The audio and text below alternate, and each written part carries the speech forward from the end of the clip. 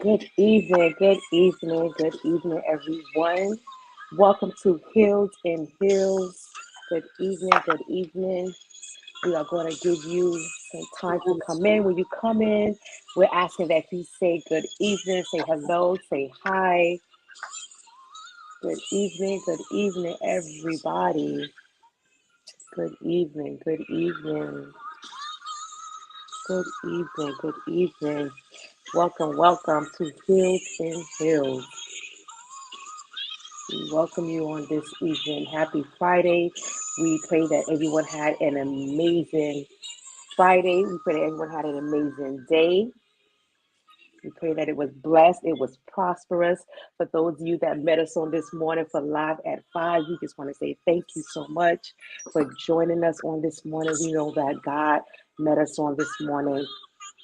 Hallelujah. We got a couple of inboxes about how God has just blessed them and touched them on this morning. We see Taiwan, the block of blessings. Good evening, good evening. As you're coming in, welcome to Hills and Hills. I was getting ready to say Live at 5, but welcome to Hills and Hills. We are here on this evening. And listen, I have my twin, I have my rider, my cousin sister. I love her so much. I love her so much. When you come in, I want you to say, hi, Dr. Teresa Bryant. Just say, hi, Dr. Bryant, or hi, Dr. T. Come on and welcome her. Give her a Hills and Hills welcome. Come on, make her feel love. Let her feel the love that we have for her. Come on and say hello, Dr. T. Good evening, Dr. T. Good evening. Good evening. So Good excited here. evening. We are so excited. Ty said, hey, Dr. T. Woo! I can hear her saying that too. That I woo! do too. What a beautiful face. I'm telling you. Yes, yes. We are Yeah. excited. We Yes. are excited on this evening. We are talking about matters of the heart. And we know that the heart is it's a very delicate muscle, Yes. right? Now, I'm not the doctor, I'm not the nurse, but I know that the heart is very delicate. And I know that we can look at it in different aspects, right? Mhm. But before we get into that, we're gonna just wait for a couple more people. We love you too. We love you too. I'm just trying to. Do you see that it's live on your page? Because I don't see that it's live on my I page. don't That's think I interesting. clicked Oh, share. I'm not okay. quite sure how to make a live on my page. Is it Yeah. possible for you to do Now I see it? it. Okay, you do. Okay. Yeah. If you see it, you click share. It's on your page. I see it now. Okay, you see it? Okay. Yeah, I didn't see it before, but I see it now. I So can't see blessings, my blessings. page. Yeah, it's there. Now I Okay. see it. I guess it's just kind of slow, but it's there. Okay. Listen, we are grateful on tonight. As stated, we have Dr. Teresa Bryant, and she's going to talk to us on tonight about matters of the heart. Um, so what I want first is for her to just introduce herself, to just tell us who is Dr. Teresa Bryant, because listen, I don't want to miss anything out. I don't want to forget anything because she has done so many things. She has helped so many people, and I just don't want to miss anything out. So Dr. Teresa Bryant, please let us know who you are and what are some of the things you have done. Oh my goodness, what a loaded question. First, evangelist, elder, prophetess, Blackita Maxwell, I thank you for being here with me, inviting me on your show, and being my twin. And That's she right. always, the twin That's right. cousins, even our children act alike. We may not Yes. look so much alike. She looks more like my sister, but Hmm. I mean, our personalities, our thought processes, and it's just such a blessing to be part of your family and part of this live today. I'm excited about heels in heels. You know, I Yes. love stilettos, a great fit. We have high heel shoes. We can love some shoes. I That's love, right. just the ideology following this and just being obedient to God's call at all times. So I thank you for bringing me onto your show, and I hope to be a blessing to the many people that are tuned in today and tonight. First and foremost, I am grateful to be a child of the King. I'm grateful to Amen. be a child of God and a humble servant, and I feel like that is the greatest title of them all. As Yes. you know, I am the wife of Pastor Alex Bryant. I co-pastor alongside him in Central Islip, E5 Ministries. We've been married for 41 years. 41 years. Somebody put 41 years in the comment because that's a long time to be doing anything. 41 years. 1 year. So I know a little bit about the heart, those things that we go through emotionally with marriage, with life, with child rearing. And, it is important for us to keep our hearts healthy at all costs. I am professionally, I started out as a registered nurse. So I got my RN back in early 90s, 1990. I became a nurse. And in my nursing, I worked so many different units. I ended up specializing in kidney transplant, open heart surgery, burn ICU, and the emergency room. So emergency medicine ends up being one of my specialties alongside a cardiac and, telemetry. So I know a little bit about the heart. I am an American Heart, a CPR instructor for about 40 something years. About 40, I'm starting to date myself now. Oh, yeah, to tell that story. Mhm. So for about 40 years, a little more than 40 years, I've been American Heart instructor and also an ambassador of the Power to End Stroke with American Heart. So I know a little bit about the heart, physiologically on a natural level, and a little bit about the heart because I am the co-pastor of E5 Ministries, been saved, sanctified, filled with the Holy Ghost at the age of 22 years old. Um, so God changed my heart spiritually at 22. And people say, "Oh, well, I'm young. I can't." Listen, you can do it, and you can live holy, in the Lord at a young age. At 22 years old, I was saved and turned my heart to the Lord. So turned my heart away from having a hardened heart to God now softening my heart, Mm. and so those are two aspects of the heart. I went on and got my PhD in psychology. So I am a, so people Come say on. psychologist, but a psychoanalysis. I specialize psychotherapist. I specialize in psychotherapy. And I actually have a company where we contract with school districts to provide behavioral therapy to those individuals with IEPs, 504s, and things of that sort. What else am I? I am the Long Island Regional Chair of the Women in the NAACP. In the entire Long Island region, from Montauk, the Hamptons to Queens, which consists of 11 chapters. I'm also the secretary for ISIP Rotary Club and the director, one of the directors of the Gift of Life, where the Gift of Life, here's the heart again, we go into other countries, we raise funds, and those individuals, the children that have that need heart transplants and heart surgeries, we ship them to our country and provide that care for them to repair their heart so that they can live. So I am one of the directors of Rotary International Global, and you can Google that. That is the Gift of Life, where there's so many different countries and so many years that this program has been in existence. And I'll tell you, the heart is very important to life. We're going to get into that a little bit. If it was not for the heart, you cannot live. And even tapping into that, we'll tap a little bit into the breath of life that God has given us. So I am American Heart Mm. Instructor. I am a nurse. I'm a doctor. I'm a mother of three lovely girls. Yeah, My oldest is 41. Yes, I know I look 41, right? My oldest is you 41, really do. 39, and then I have a 32-year-old Shekinah. A lot of people know her because she sings. So I'm excited, just excited to be alive because even my own personal testimony, my family suffers from cardiac disease. It's called coronary artery disease.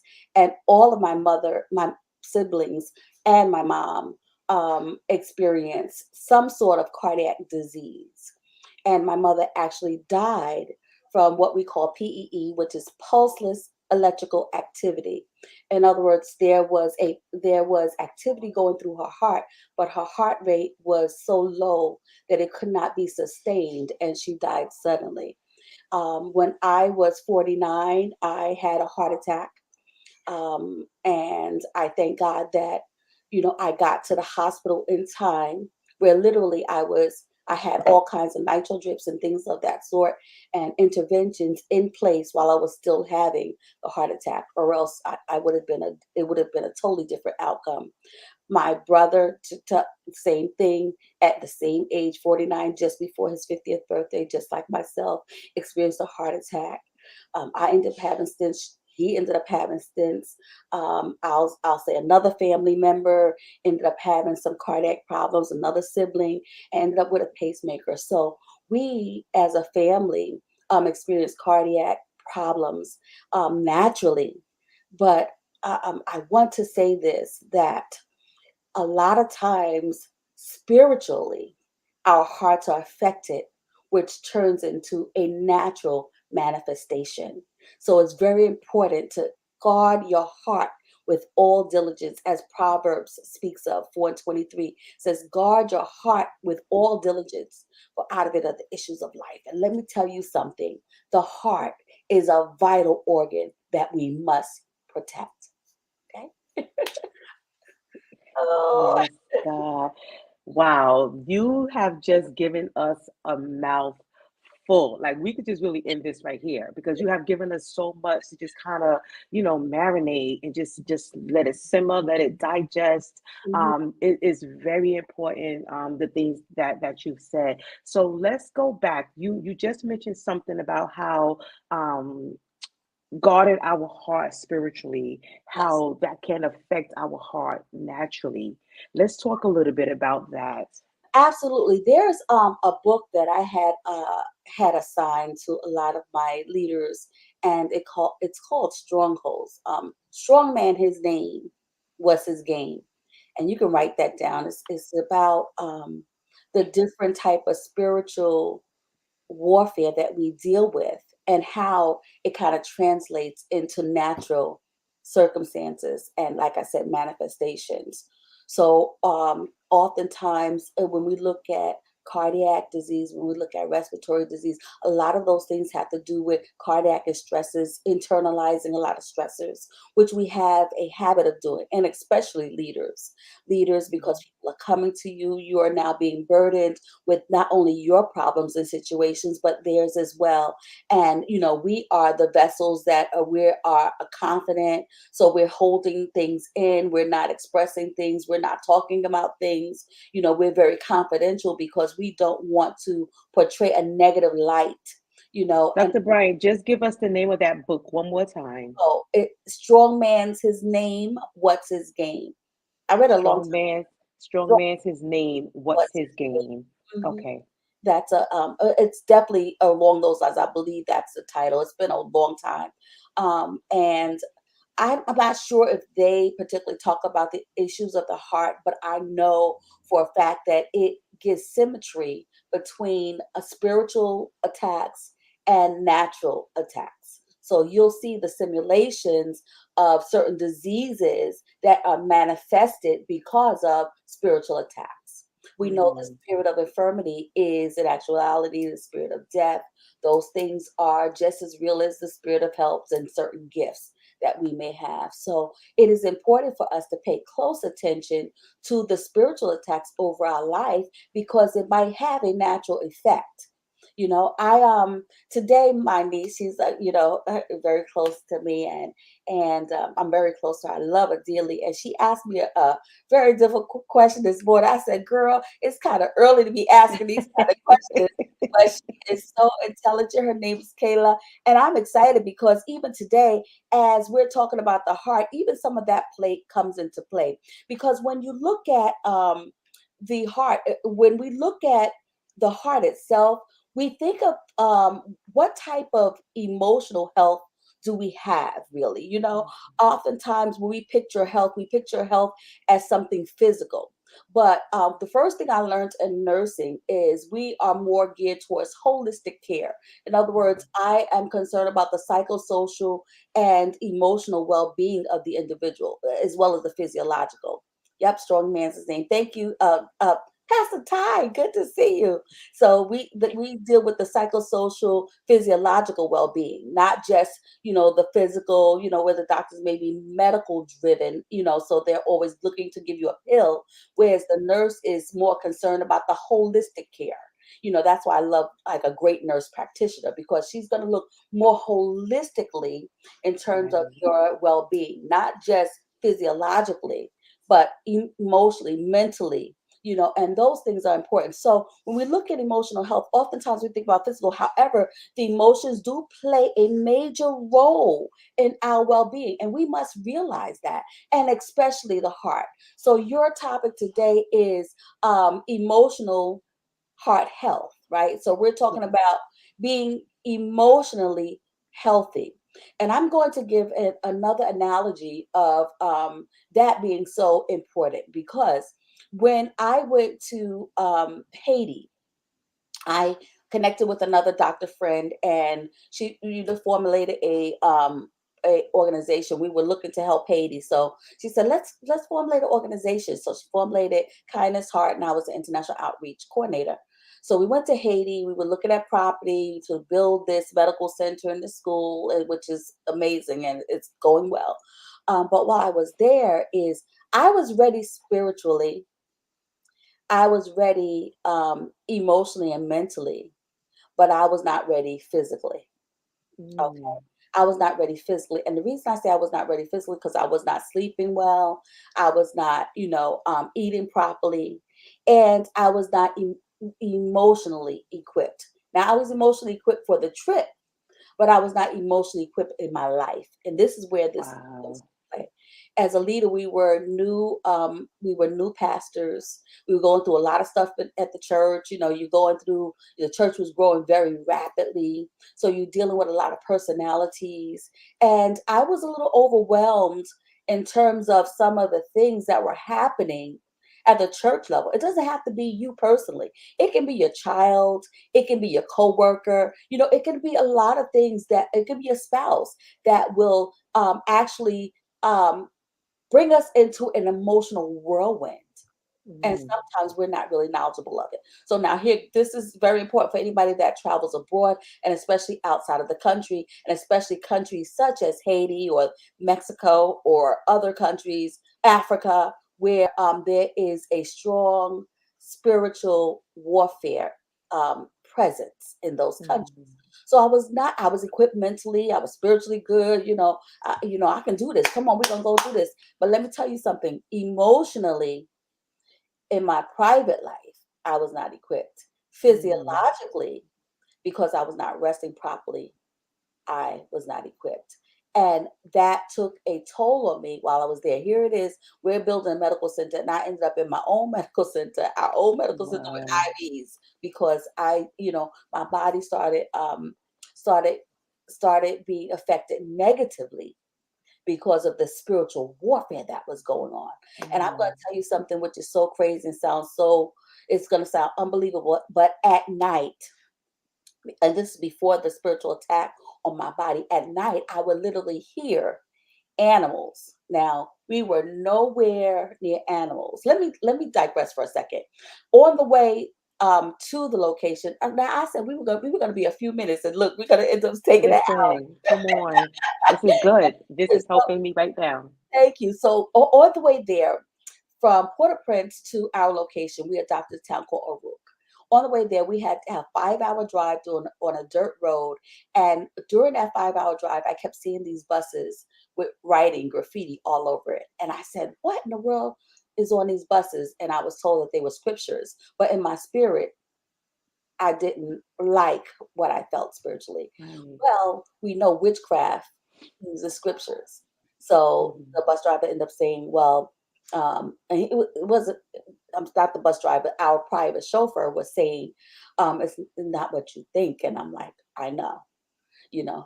My pastor friend, my girlfriend, the doctor was saying, I know, we knew that. So now going back to the night, So at night, I would hear animals. Now we were in the middle of nowhere, and there were no animals around. But at night, I would hear dogs howling.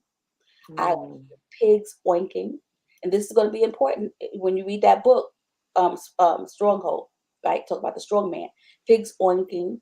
I heard sheep's baa baa. I heard all of these noises, and I was like, where are these animals coming from?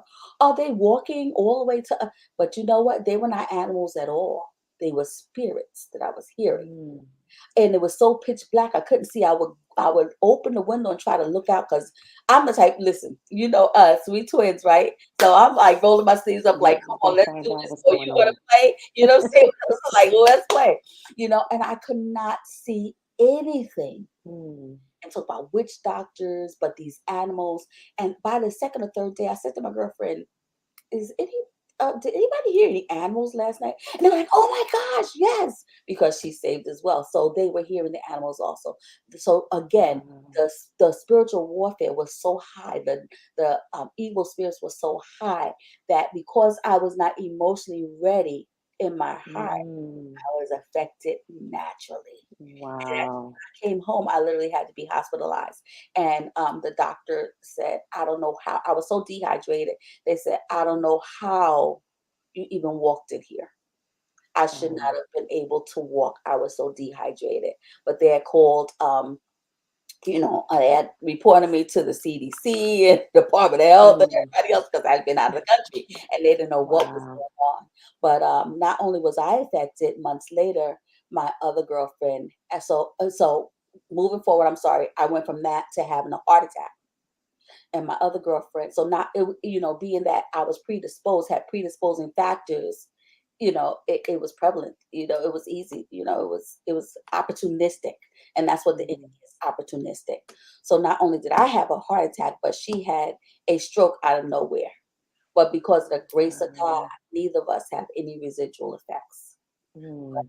It is important to be emotionally equipped, even when traveling abroad and doing God's work, because we were doing God's work, traveling abroad. Wow. So going back to that emotional health, we have to be emotionally healthy and not just thinking physiologically healthy, eating right. Those things are important, but we also have to be emotionally healthy.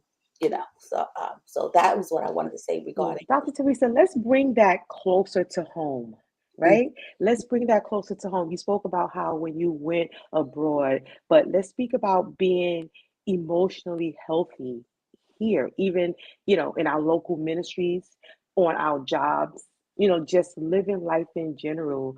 How can we be emotionally healthy so that when we interact with these different areas in life that we are not physically affected? Okay, so like I said initially, because of what I was going on here, you know, I was not equipped to go abroad. So when we look at emotional health, and now I'll go back to my niece that called me this morning, I was talking about um, ego. She was asking me a question. What was the question that she asked? She asked me about ego congruence. Ego congruence. I don't know if you ever heard that term, but ego congruence, right? Mhm. So I said, girl, you asked her that question. She said, well, I see something on ego syntonic and I see ego dystonic, but I don't see ego congruent. So I said, okay, well, why don't you go and look at Carl Rogers, look at his ideology concerning, you know, um, personalities and behaviors. So ego syntonic, when we look at that, let me see. She was talking about ego congruence, but ego syntonic is when we actually have these behaviors, and I always say that they're actually manifested because of our upbringing, because our what we were thought, our thoughts, our beliefs, those things that we know of and Mhm. desire to be, and our core values. Those when our ego is synonymous and in agreement with those things around it, then we have ego syntonic going on. Ego syntonic. opportunisticity, I guess I should say, right? But now when they oppose one another, so for instance, what we think of how we should be by this time in life. Oh, I should have been further, down the road than this. I should have been more successful. When you see people that are addicted or drug addictions or addicted to marijuana is not really addiction. Um, Forget it. That's a whole nother subject. But alcoholism and things like that, Right, right. you know, it's a conflict between our ego, our thought process, our upbringing, So now that throws us into what we call ego dystonic, right? Being ego dystonic. But now this ego congruence is actually a collaboration. I feel like a harmony, I'll say, between those things that we upbring. So it's not really like a challenge. It's not really the opposition, but just naturally and humanistically, we constantly our brain is in conflict with our heart, right? Mhm, And I think about I don't know if you ever heard of the imposter syndrome. mhm, It's imposter syndrome as you're sitting there, and even myself, as much knowledge as I may have, that imposter syndrome would be like, okay, I just realized that I only know a tip of the iceberg, and yeah. it's, oh, they're gonna find me out. They're gonna find out what I don't know. You go into audiences and you sit in the boardroom and you're like, okay, how did I get here? When you have dignitaries and you have, politicians and you have different things, and they're putting you on certain boards and things, and you're like, oh my gosh, if they ever find out that I'm really not as smart as they think I am, and I'm really not as good as they Mhm, think I am, that imposter syndrome comes out. So there's right. always a conflict, I feel, um, between our mind and our spirit, between our mind and our ego. And those, when we talk about making it hit home, that is a constant challenge, even in our homes. So we're in the homes, we're trying to be a good wife, we're trying to be a good mother, and we have our own intrinsic factors that are affecting us, such as imposter syndrome going on, such as being egocentric going on, or dystonic. We don't know whatever it is. You may marry someone that is the opposite of you. So all of those core values, those things that your mom taught you, that said, don't do this, don't do that, you may find yourself doing, and now you had that conflict going on that Mhm, causes emotional stress. So emotional stressors now are can become problematic, not only within yourself, but within your marriage or within your child. wow, wow. So it's so many factors that we really have to take into effect as to how to stay emotionally healthy, first for ourselves and then for our families and those around us. I always say a naked man can't sell me clothes. That's right. So if I'm not emotionally healthy, then I Right. cannot exude emotional health, right, to Wow. those around me. Yeah. And it's very Okay, so for us to worry about, for us to take care of us. absolutely, absolutely. So can you give us some tips on how to become emotionally healthy or and to also maintain our emotional healthy heart, Mhm. guarding our heart with all diligence, being prepared to go into certain arenas? How Mm. can we guard our heart? How can we become emotionally healthy? Oh, well, I feel like, we're ever learning. We're ever learning. And we have to mentally practice um, being healthy. It's sort of like eating, right? What do they say? 30 to 45 days establishes a habit. Hmm. So initially, it's not a habit. Initially, it is a conscious decision, right? Not to overeat or eat the wrong things. And when I look at guarding our heart, how do we do that?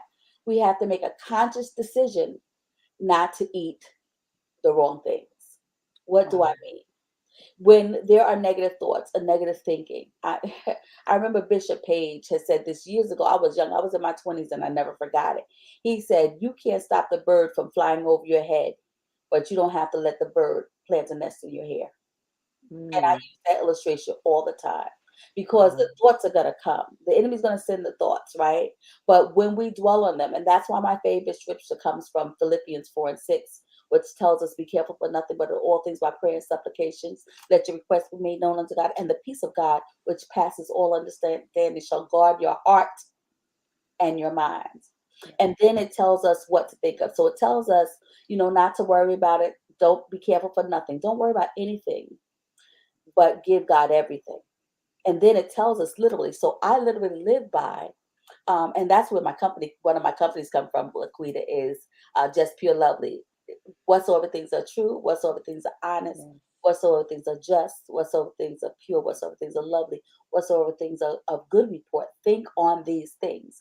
So if they do not, my advice is, if they do not fall in that category, we are not to dwell on it. So whatever comes our way we're not going to eat it unless it's true, honest. Mm.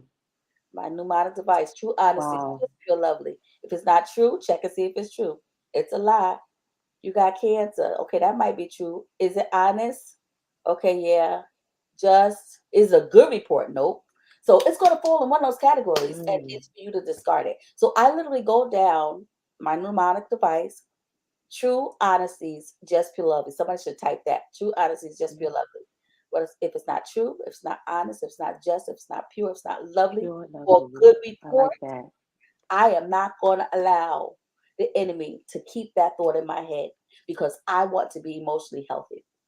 I want to have a healthy heart. I want to live a long time, spiritually and naturally. And don't you know, some people are destroyed. The Bible talks about people destroyed because of lack of knowledge. If we don't practice, Hmm. practice, and learn more about things such as triggers, you know, Yes. all about the things such as triggers, or our upbringing, like what is affecting your decisions and your thought processes, right? Mm. And cognitive behavior thinking is one of the therapies that we use, right? CBT therapy, right? It teaches Yes. us to think positively instead of negatively. Replacements of thoughts from something negative to something positive, the I am statements and things like that Yes. sort. So that this way, you're laughing because Listen, this girl, because this is good. This is amazing. so right now your speed, right past the time too. I know y'all took the classes. That's right. But it is important. Say I am beautiful. Yes, true honesty, just pure lovely. There it is. Yes, I am beautiful. I am worth it. Yes. And so many people are stuck. They're stuck in situations. They're stuck in relationships. They're stuck in negative environments simply because they believe or don't believe that they're capable of coming out. They're Mm. capable of coming out. And you have to tell yourself that I can come out and I am worth coming out. And that's cognitive distortion. We Yes, learned that also I, when the brain lies to you. it Come lies. on, somebody. That's When the right. brain it tells you that you It cannot will come tell. out, that It you're does. stuck. It tells you stuck. It tells you not good enough. It tells you you'll never be. But that's all a lie. Because we know Mm. that in Christ we can do all things through All Christ things. that strengthens us. Ooh. All things. My God, this is good. This is good. I wish we can go on. Actually, we can. We can go on and on and on, and we could just dig so much deeper into this. And you know what? This is needed. This is needed in our personal lives. This is needed in the body of Christ, right? This is needed wherever we go. It is very prevalent to have a healthy heart, to be healthy emotionally, to have a healthy mindset. And that was so good that you said to think on things that are true, honesty, just, pure, and lovely. And Mhm. if whatever it is that you're doing or you're thinking about does not line up in those categories, And good report. Yep. and So a it might good point, be stuff, it might be true, honest, all that stuff, but it's not a good report. It's a bad report. Cast it away. we don't have to Don't digest it. think about it. Don't digest it. We Don't don't eat. have to digest it. Mhm. Wow, wow. This is amazing. Listen, I want to leave this time open. If there's anyone that have any questions for our Dr. Teresa Bryant, you can ask it. You can put it in the comment section. The liquid gold. Pastor Todd said you're giving liquid gold. This is liquid All gold. right. Absolutely. Absolutely. Listen, if there are any questions that anyone have to ask Dr. Teresa Bryant, please, you can put it in the comment section. You can ask her. She is here right now. I'm She here. is here. She is here, and she is willing to answer any question. She gave you her history, well informed, well knowledgeable. And we are grateful, so grateful that you have even consented to take out this time in your busy schedule to just come and talk to us for a little while because we want to be healthy emotionally. We want to be healthy physically. We don't want to be able to sit up here and have church and we're doing everything right that we feel is right in the eyes of God, but then we're going home and we're getting all these bad reports. We're going to the doctor and we're getting these bad reports. We're going home and we're going through emotionally. Yes. We're And going through emotionally.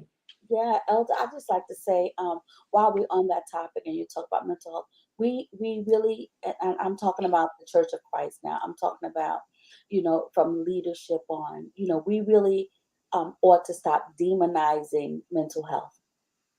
You know, Right. we really should stop demonizing mental health. Again, I am a child of God first and foremost, and that's what I said. But I have a counseling consulting company as well, where I do life coaching, business counseling, and consulting. And when I counsel, sometimes people they're almost ashamed to admit that they need help To admit. simply Right. because you're told like, "Oh, go pray about it." Hmm. Go ask God about it. Or people thinking you're not living holy because you're experiencing such and such. And I say, sometimes I make a joke with my kids all the time. I'll be like, there's a pill for that. you know, There's a pill for that. I say the same thing. I said, there's a pill for that. There's a pill for that. Yeah. Realistically, I said, when I wake up in the morning, there are medications that I take. And it's not, I'm a faith walker. So, I mean, God called me. Nobody invited me to church. I came to church because, God told me, make a right, and walk up in a building, So I'm a faith walker all day, and it isn't because of lack of faith that, I have illnesses. It is just a physiological thing.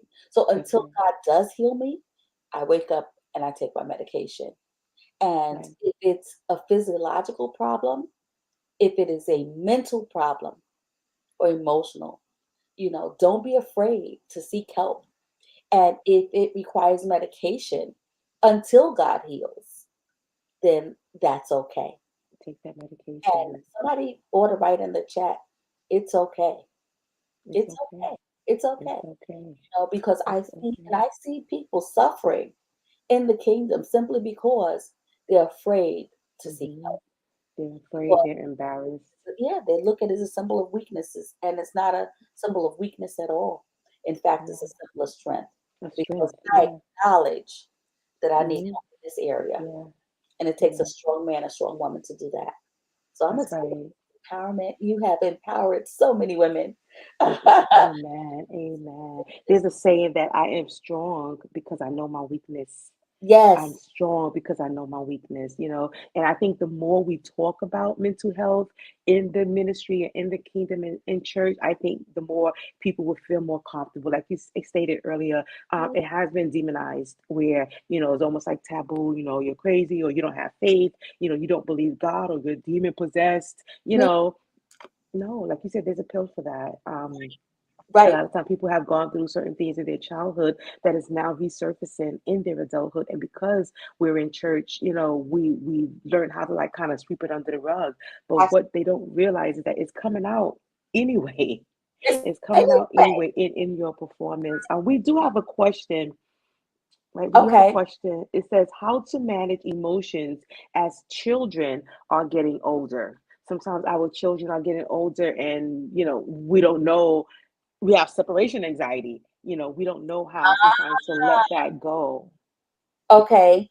All right. So you're saying you're having separation anxiety as your child gets older.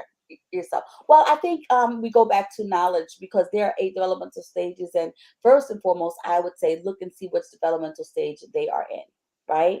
And when we get especially into, I think a lot of problems occur. We get through the toddler infancy stage when they're crawling, when they're finding out themselves. We go through the terrible twos and all that stuff. But I think that our biggest challenge is when they become teenagers, and that's when I don't know if we're having just as much difficulty as they are growing up, but there is a developmental stage at that point where they become an adolescent.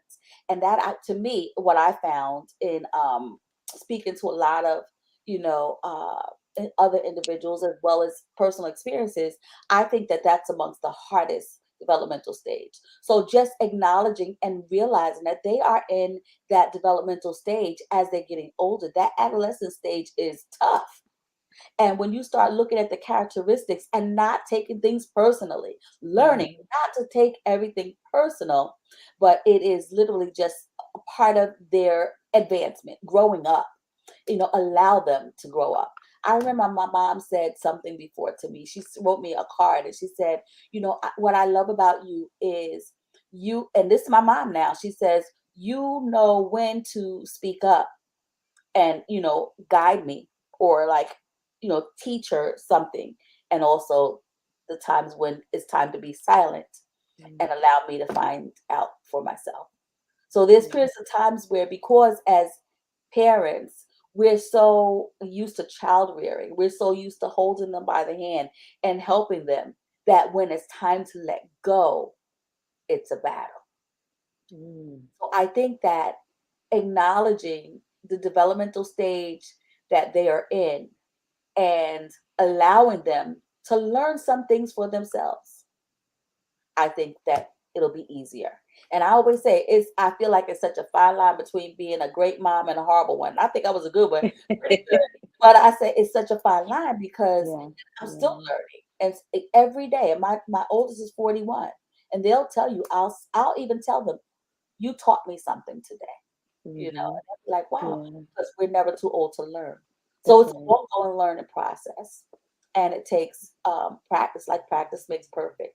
The more we consciously make decisions as opposed to just doing it, then it'll become easier and easier. But I say let them go when it's time to let Go, let them go. them. So It is how do you, it's hard. It's very hard. hard. I can remember when, my oldest Nikki, when she first went to college, and, me and her aunt, because our kids were going the same time, my sister-in-law, we were like, oh, we want to let them go, we're good.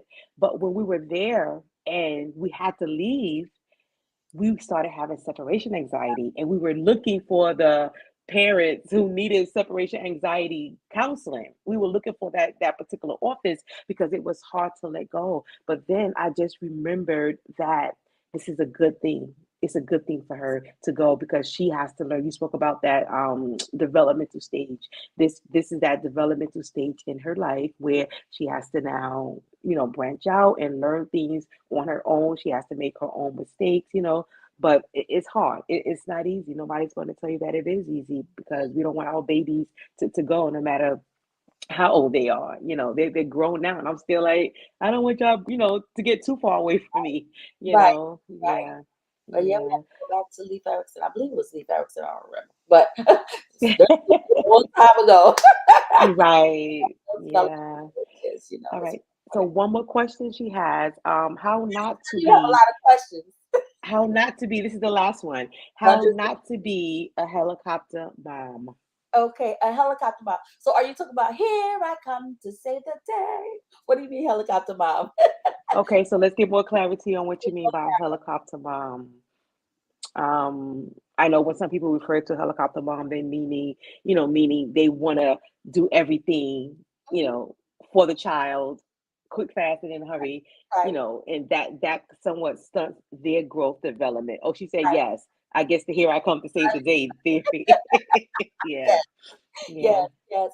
So how not to is just don't do it. Don't do it. Again, as you grow, you start to see the capabilities of your own child. Nobody can say, well, there is a clear-cut book, A, do this, do that, do this, do that. Every child is so individual that there is no handbook for it. And you know what? Before we had kids, there was no handbook that said, okay, how to be a great mom, because our child, Shakia, is different than Tasia, right? And Tasia is Mhm. different than Pastor Ty's son.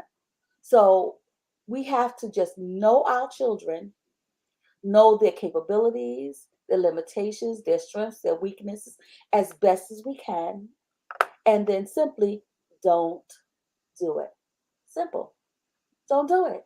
So it's a choice. You have to make It's that a conscious choice. decision that I'm not going to do it. I'm not going to do it. And sit on Yeah. your hands because again, it's hard. It's hard. But again, practice makes perfect. The more we do Yeah. it, the better we will. Because what happens is, it is it's not to their benefit. You know, all we do is we stifle them. A lot of, especially boys. I mean, this is Women's Empowerment Month. Can we empower these mothers? Stop That's babying right. our sons. Okay, Yeah. because then they become horrible husbands. Come on. Come Okay, on. stop, stop You're babying. talking right. Yeah, you know, I know I am. Listen, I'm in the vein. Stop babying our sons. We think we're helping them, but we're hurting them for life. And guess what? When we find ourselves babying them too much, then they have difficulty later in life to propel Mm, themselves. They really do. that's good. They really do. And it's not because they don't want to, but now it's because they can't. They don't know, Wow. That's good. they don't know how. That's good. They don't know how. And then Yeah. now we're like with a grown, man, like, why you going what? You know why? Because they don't know how. Yeah. They Yeah. don't know how. They want to, but they don't know how. You just don't know how. Wow. Mhm. Wow. That's big.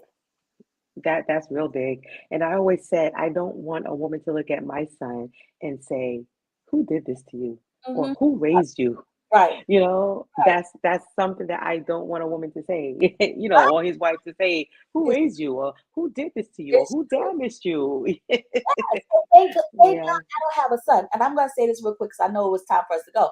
But I'll give you a scenario, right?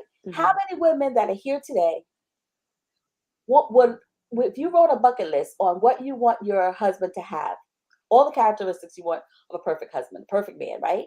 If you were able to say, I want him to have this, this, this, one of them will be, and correct me if I'm wrong, it is a pleasure to have a man that know how to cook and clean Hmm. and change a diaper, right? Right.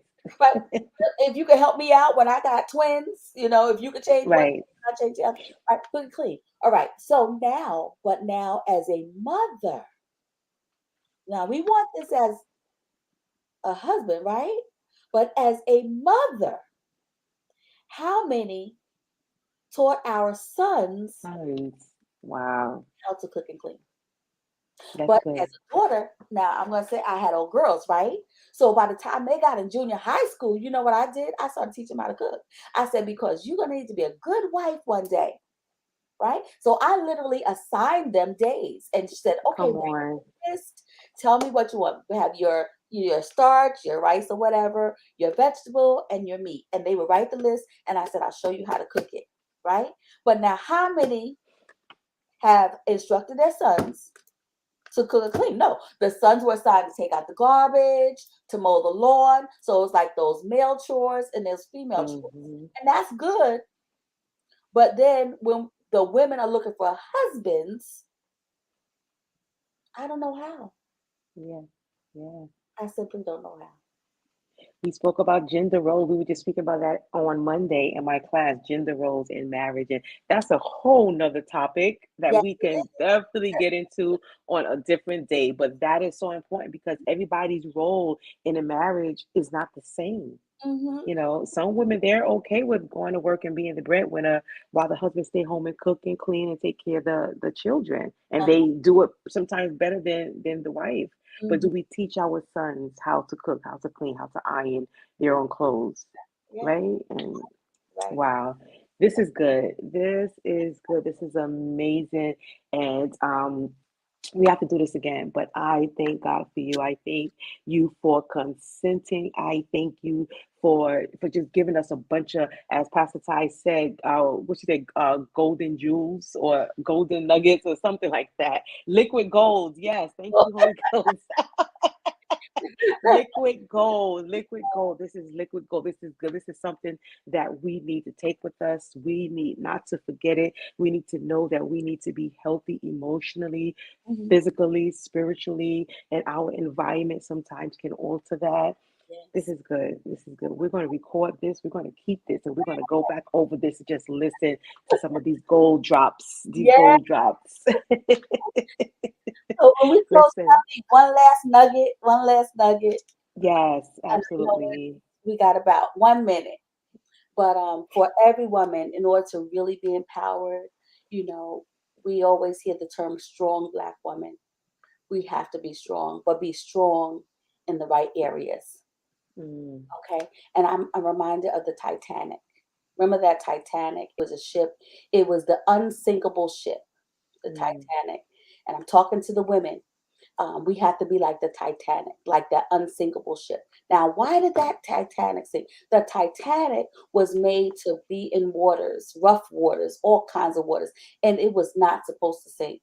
But when that Titanic hit that iceberg, it sank. Why? Because it was created to be in the water, but it was never created for the water to be in it. Come on. Has created us It's 9 that o'clock. chaos can be all around us, Yes. all around us. As long as you never allow that chaos to get within you, Mm. you'll be okay and you won't sink and you will live. Whew. So Listen, that is a nugget. That is a nugget to take with you. Don't allow what's around you to get in you. thank you. There you go. Mm. There you go. That's amazing. And it's so funny because my son's junior high school teacher told me that years ago. He said, "Don't allow what's around you to get in you." And I took that with me. And that right there has blessed me. So Yeah. that is something that we want to leave everybody with on tonight. Hmm. Don't allow what's around you to get in you. Yes, because you're a strong Black woman, honey. You should have crumbled, Wow. but you Mm-mm. stood. Ooh, because you were built for this. You Built. were built for this. This is Women History Month, and we hope that we have encouraged, we hope that we have strengthened a woman on tonight to be strong Yes. and not allow what's around you to get in you, to make sure that you are healthy emotionally, physically. If you need to take that pill, take that pill, because there's a pill for everything. You know, don't be embarrassed. If you need to take a pill, take a pill. Right? Listen, we thank you so much, Dr. Teresa Bryan, for consenting. You know, I love you. You are my Lord, heart. yes, you know that. Like, Thank you so much. Thank you. Thank you for our viewers. Thank you guys for watching for Hilden Hills on tonight. Listen, meet us on Monday morning, 5 a.m. 5 a.m. live at 5. We have a special guest, our Pastor Tyra Barrett. She will be our intercessor on this coming Monday morning, live at 5. Listen, God is up to something because we feel the push and we feel the shift in the Holy Ghost. God is up to something. This is not the season to get discouraged. This is not the season to say, I can't do this. This is the season to put on the full armor of God, and let's keep it moving, let's keep it pushing, and let's build the kingdom. Listen, everyone, have an amazing night. Have a great weekend, and God bless you. Teresa, I love you so much. love you I more. love you. Listen, God bless you. God bless you. Everyone, have a great night. Good Amen. night. Good night. Thank you. Good night.